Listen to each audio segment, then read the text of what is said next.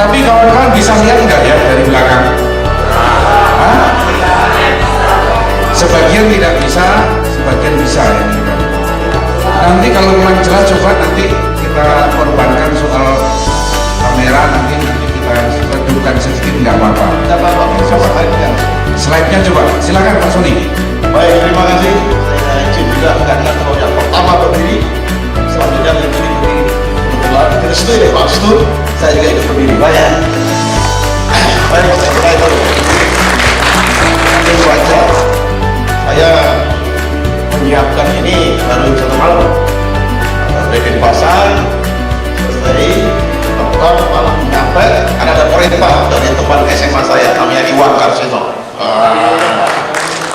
Harus datang, tidak boleh melanggar itu, apalagi direstui oleh Pak Restu, ya, luar biasa ya. Kemudian didorong kanan, ya, ada Mas Didi Tulungagung, juga ya. Mana Mas Didi kan? Ada, nah ini juga apalagi. Dah, kemudian teman saya di Arifin Manggo, mana Mas Arifin? Ada itu tokoh-tokoh. Jadi saya harus hadir karena banyak teman yang kebetulan saya di sini. Baik, saya sudah kenal ya, tadi sudah dikenalkan. Saya Sony Sumarsono, saya bukan seniman dan saya bukan budayawan, tapi saya adalah birokrat atau praktisi birokrasi pemerintahan yang selalu setiap menyusun kebijakan, mengatur strategi, mengambil apapun kegiatan saya, basis saya adalah kebudayaan. Menjadi gubernur, menghandle 12 juta demonstran 112 di DKI, basis saya juga kebudayaan. Sulawesi Utara sama, menjadi gubernur Sulawesi Selatan sama. Tanya ke Pak Arifin Manggo itu, orang bingung menjadi gubernur, langkah pertama kok bukan menghubungi DPRD, kok tidak ke Bawaslu, KPU, ke partai, kok yang dihubungi siapa? Ini seniman atau budayawan daerah ini yang paling terkenal. Begitu kan ya Pak? Orang bingung. Maka saya panggillah Pak Arifin Manggo ya. Kemudian saya suruh menciptakan lagu Mas Sulawesi Selatan. Dari sinilah yang mulai menggerakkan semangat lintas ya komunitas di Sulawesi Selatan. Sana juga sama, di Sulawesi Utara juga sama, di DKI juga sama. Nah, yang saya lakukan adalah ini DKI ada ya, DKI ada. Dari DKI jualnya langsung keluarkan perda pelestarian budaya, 5 pergub saya teken semuanya mengenai ikon. Orang bingung, Pak Sony itu politisi jadi gubernur kok ini kerjanya kok budaya saja, apa budayawan? Bukan, seniman bukan, tapi saya orang yang percaya bahwa budaya adalah benteng terakhir ketahanan sebuah bangsa. Ini kemudian yang saya cari sepenuhnya dan saya coba sosialisasikan ke semuanya. Sebelum Anda memahami itu, Anda tidak akan menempatkan bidang kebudayaan itu menjadi prioritas nasional, sehingga anggaran APBD selalu buncit nomornya. Infrastruktur penting, ekonomi penting, pasti sisa anggaran baru kebudayaan. Betul? Ya karena persepsi dan filosofinya nggak dipahami dalam membangun bangsa ini, itu persoalannya. Maka agak berbeda, aneh ya sudah. Dan bahkan apapun forumnya sebesar apapun jika, karena yang undang adalah, bayangkan ini adalah awalnya namanya Kongres Kebudayaan, Musyawarah Kebudayaan, saya harus hadir sampai apapun juga hari ini. Jadi itu pengantar. Setelah ketemu Bu Vera, ya saya dibilang sebagai apa? Saya itu pensiunan dirjen, ya kan? Sebagai ketua tim independen reformasi birokrasi nasional hari ini. Bicaranya yang dari pejabatnya sudah bicara, yang punya program sudah merestui, Pak Restu bicara. Nah kan gitu kan, saya bicara sebagai orang independen saja sendiri ya. Baik, nah ini saya berikan alternatif untuk menjawab pertanyaan. Dewan Kebudayaan itu dibentuk, Dewan Kesenian bubarkan, digabung atau bagaimana? Ada backgroundnya, jawabannya. Nah, ini peristiwa yang sudah bertahun-tahun itu saja yang dirembuk, tidak bergeser isunya, ya kan? Tidak bergeser dari isu yang sejak dari awal kita bahas bersama. Tapi tidak apa-apa, saya memberikan pertegasan. Kalau dulu sebagai pejabat saya nggak bebas, sekarang bebas ngomongnya. Jadi, mungkin ini keluar betul dari hati nurani ya. Jadi jelas nggak jelas, mudah-mudahan jelas. Sekali lagi, isunya cuma ini problematikanya. Makanya saya lihat baru kali ini juga judul badan apa namanya ini musyawarah nasionalnya DKP dan garis miring atau ini kelihatan keraguan ya.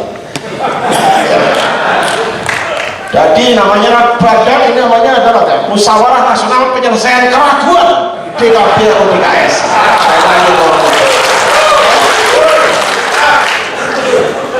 Kalau pakai dan jelas, pakai atau jelas. Kalau dan garis miring atau itu nggak jelas. Betul? Nah itu sebenarnya. Ya. Yang pertama, isunya kan 5/2017. Ini luar biasa punya undang-undang ini. Berapa puluh tahun tidak mampu melahirkan undang-undang kebudayaan. Ini lahirnya luar biasa. Kita sambut gembira, bahagia, pemajuan kebudayaan. Nah, saya kira gitu kan. Nah ini sudah lengkap mengaturnya kalau kita baca. Baik regulasi, perlindungan, pengembangan, pemanfaatan, pembinaan, 10 objek sudah diatur lengkap.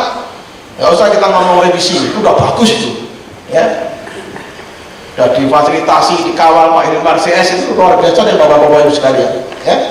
Kedua, lalu penjabarannya, ya berarti juga sudah clear, agak detail lah, ya. Walaupun masih ada yang ngambang. PP itu sebenarnya aturan penjelasan undang-undang dari 5/17, ya cukup jelas, cukup detail, tapi ada yang menggantung, namanya kekaburan dalam kejelasan. Ya, ini udah kejelasan, tapi ada yang kabur satu. Kaburnya apa? Yaitu di mana posisi Dewan Kesenian. Betul? Itu yang digantung di situ. Walaupun ada istilah Dewan Kesenian di situ. Ya. Dan ini harus kita clearkan, ya. Lalu kemudian bagaimana sebaiknya? Lalu lebih gantung lagi, ya. Ini sudah PP, terus kemudian teman-teman Dewan Kesenian masih lompat ke masa lalu tahun 93 dengan pegang Emendagri 5A tahun 1993. Ya, bayangkan aja, ya. Berarti ini sebelum reformasi, pegang terus Inmen ini. Padahal kita dari Kemendagri sudah lupa Inmen itu. Terus gimana kalau ada pegangan kita nggak legal kan? Siapa bilang? Kan begitu posisinya. Sekarang gimana kita mensiasati, ya, supaya tetap ada tapi memiliki dasar legalitas yang itu isunya, ini problematikanya. Oke, clear ya? Karena next time ini sekali lagi saya kalimat itu penting. Kenapa? Saya dalam pikiran saya kebudayaan merupakan benteng terakhir ketahanan sebuah bangsa. Kalau kebudayaan hancur, ya bayangkan daya cipta Anda hancur, rasa Anda hancur, ya tak? Karsa Anda hancur. Manusia tanpa cipta rasa karsa apa artinya? Kita orang Indonesia bisa dilihat dari cipta rasa karsa. Kalau ada orang Indonesia asli ngomong, wah, wayang itu haram. Wah, itu bukan Indonesia banget. Itu bukan Indonesia banget. Kelihatan dari sini kelihatan. Kalau daya pikir sudah mengatakan begitu, jangan banyak daya rasa dan daya karsanya. Pasti dia juga sama. Jadi ke Indonesia itu dilihat dari segi cipta rasa karsa kelihatan. Ini penting. Kalau menjadi pejabat, apalagi kebijakan turunannya. Kalau pola pikirannya contohnya seperti itu. Maka kalau sekarang pejabat tidak paham mengenai kebudayaan dan menganggap tidak prioritas karena tidak menyumbangkan PAD, ya ada PDRT, ya pasti nomor buntut anggarannya. Kalau sisa saja dikasih, kalau enggak ya sudahlah, swasta paling dipinjemi gedung kesenian untuk pertunjukan. Betul? Terus kasih kontrak. Itu yang terjadi karena mendapatkan prioritasnya sangat mudah. Pada Jepang, Cina dan seterusnya itu luar biasa semua intervensi dia untuk mempertahankan sebuah bangsa maupun untuk menyerang bangsa lain ikut yang digunakan strategi kebudayaan. Kalau Amerika jelas BEC lah, bursa efek mainnya. Kalau di China begitu. Kita pakai apa? Kebudayaan masih belum dapat perhatian. Jadi kontribusi saya hari ini hadir memberikan semangat Bapak Ibu sekalian. Ya, mudah-mudahan seiring dengan saya. Kemudian saya tarik ke sini. Kalau jawab mengenai organisasinya, 5 menit selesai ceramah saya. Karena sederhana soal isunya. Tapi tak tarik kepada filosofinya. Kita yang punya mandat membangun kepribadian nasional di bidang kebudayaan, sehingga kelihatan ini betul-betul Indonesia banget atau bukan. Kelihatan dari cara berpikir, kelihatan ini Indonesia banget atau bukan, kelihatan. Nggak usah tanya dari Papua, Sakwan sampai Merauke, nggak usah. Oh Indonesia banget atau tidak? Karena kepribadian nasional yang membangun. Nah di sini persoalannya, ya, di bidang budaya itu hal mendasar yang strategis. Ya, saya kira gitu. Tidak hanya membangun kedaulatan di bidang politik, ya, berdikari bidang ekonomi, juga membangun kepribadian nasional dan budaya itu menjadi penting dari aspek Trisakti. Kemudian untuk menciptakan itu semuanya, reformasi birokrasi, ini baru ngomong sebagai ketua tim, ya, adalah terobosan dan lompatan untuk merespon isu-isu aktual sekarang ini, ya. Dalam rangka apa? Mengimbangi kemajuan teknologi di era industri 4.0. Semua serba digital sekarang.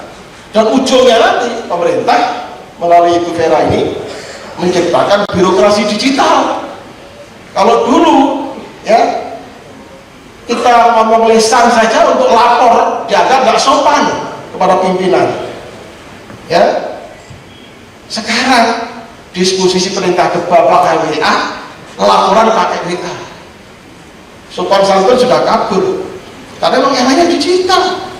Jarang sekali kita meeting ketemu pimpinan, WA dan saja selesai. Tidak berubah nilai. Kalau dulu mesti rapat harus tatap muka begini, harus ketemu, menyampaikan undangan, harus datang kepada pimpinan, menyampaikan undangan bolak-balik. Dulu enggak. Sekarang undangan digital, ya kan? Katakanlah hoax juga.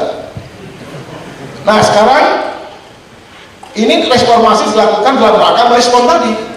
Merespon itu di samping kebutuhan, ya, pada era ini, maka berbagai pembenahan juga dilakukan oleh Pan RB ini, khususnya yang dibenahi struktur dirubah, ya, eselon 2 bahkan nantinya, yang dulu hanya boleh PNS, swasta boleh nanti jadi direktur, dari kepala dinas. Nah, bisa banyak.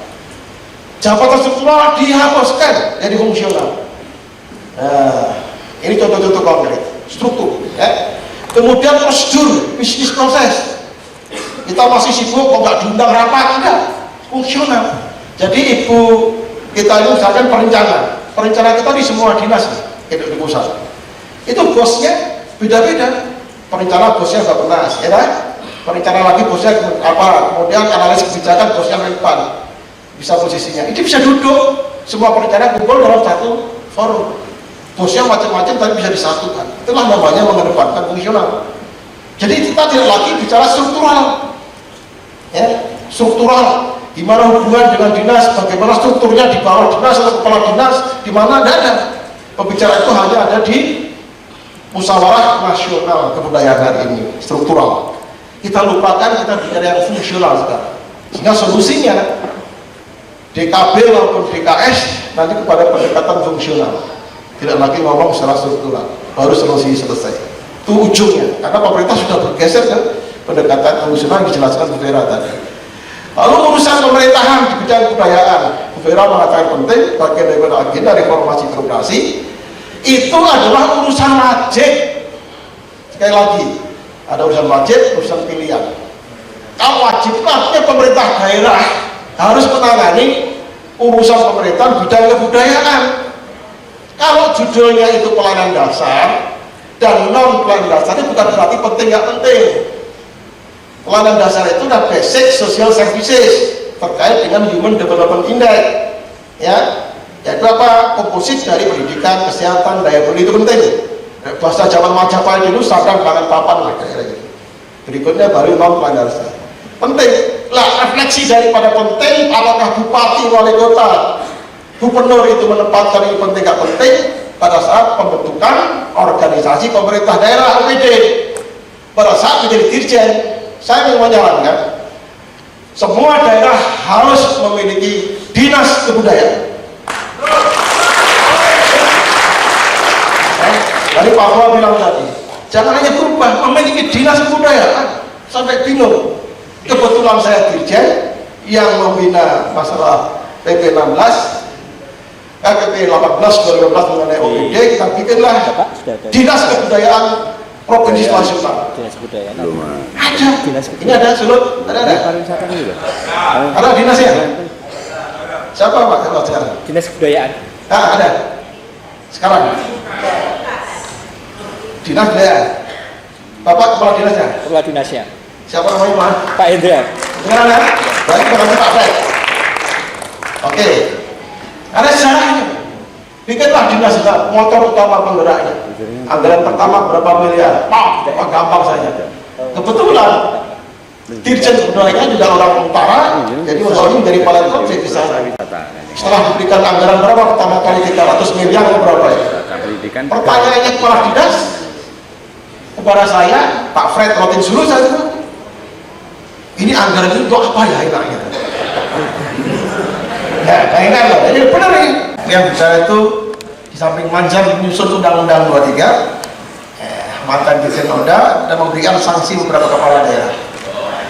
Bupati, gubernur, bupati, wali kota itu yang datang kemudian bersikuh di depan saya hanya tidak mau dipecat hanya banyak sekali. Kenapa? Karena melanggar instruksi, tidak melaksanakan instruksi. Tapi kalau Menteri Dikbud perintah pada bupati dilanggar, tidak bisa seperti itu. Tapi kalau Mendagri tidak keluarkan instruksi, kemudian tidak dilaksanakan bupati, tidak ada yang berani. Amin. Bapak laporkan dari berani. Karena Mendagri mengevaluasi kinerja kepala daerah tiap 3 bulan sekali. Kepala daerah monitoring dilakukan. Ada laporan triwulan 3 bulan lewat gubernur 6 bulan sekali, setahun sekali seluruh kepala daerah.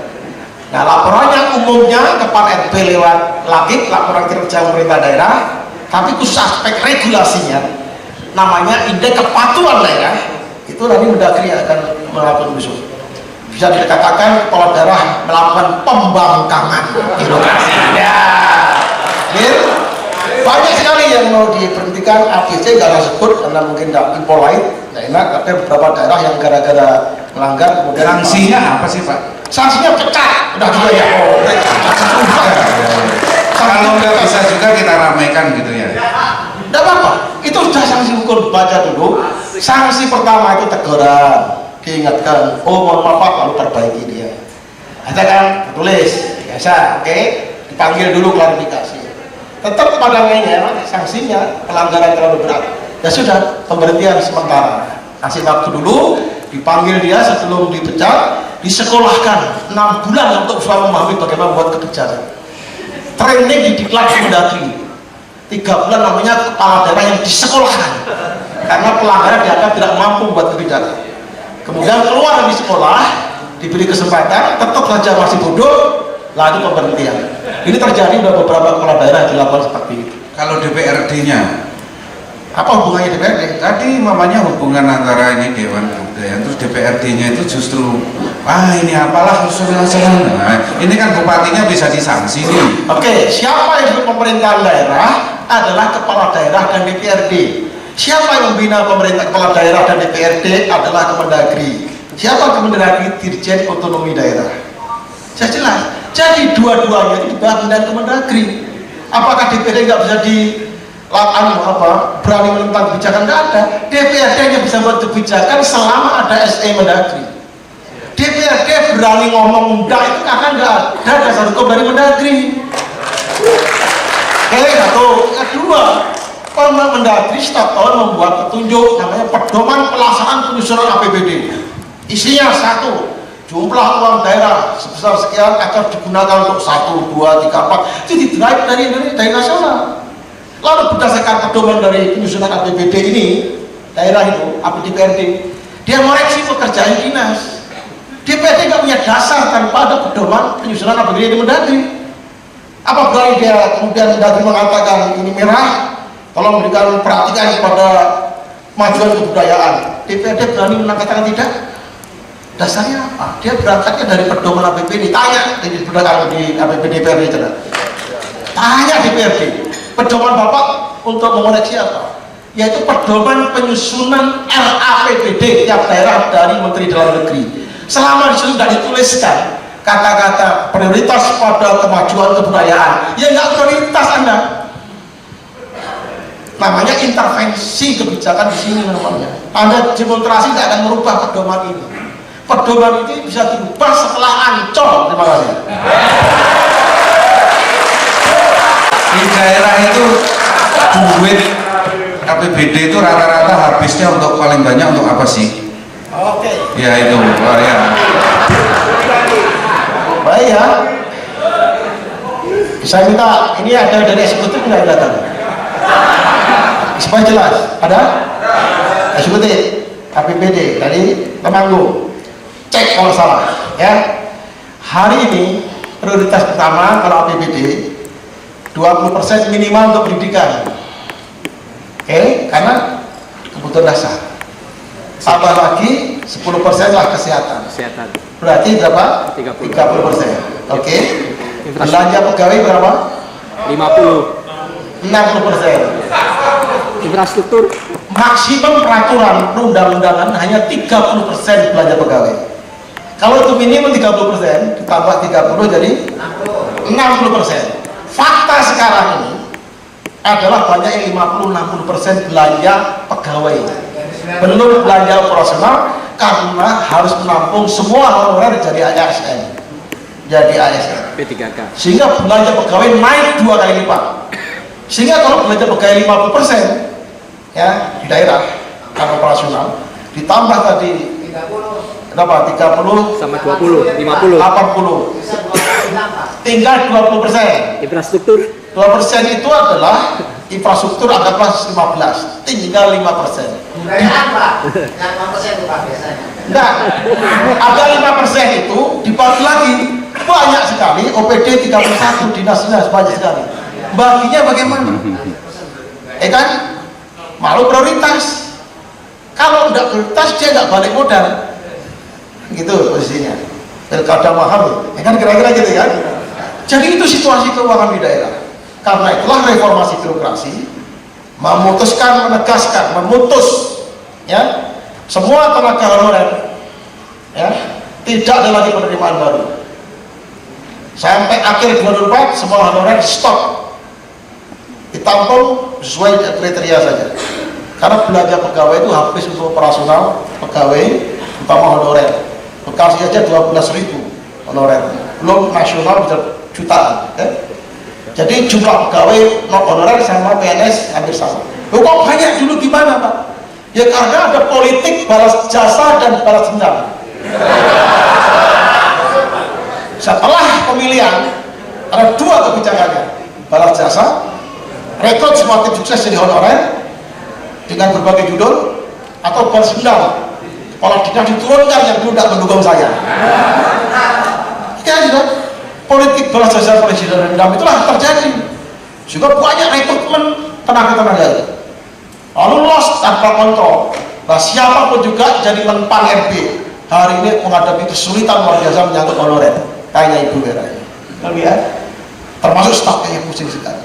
Dan kemudian kebudayaan, gimana nasibnya Pak? Apakah 0%? Oh, tidak bisa. Kalau sampai pemajuan kebudayaan anggarannya 0% APBD, Anda punya hak ya untuk menuntut, karena itu urusan wajib pemerintah daerah. Ya, tapi yang proporsional. Nah, mudah-mudahan kalau belanja operasional birokrasi bisa dikurangi, belanja pegawai dikurangi, sehingga sisa ini bisa menjadi porsi yang lebih baik untuk seluruh investasi pembangunan termasuk kemajuan kebudayaan. Saya kira itu intinya. Ini belum masuk utang ya, utang daerah namanya itu, utang Pemda yang pada pusat juga banyak, itu belum masuk ke dalam. Terus sekalian,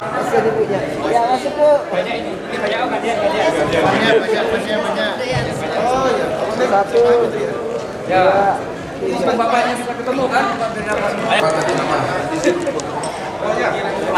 Ya. Video. Rokok jangan Video. dijual. Oh, video. Silakan bergantian. Oke.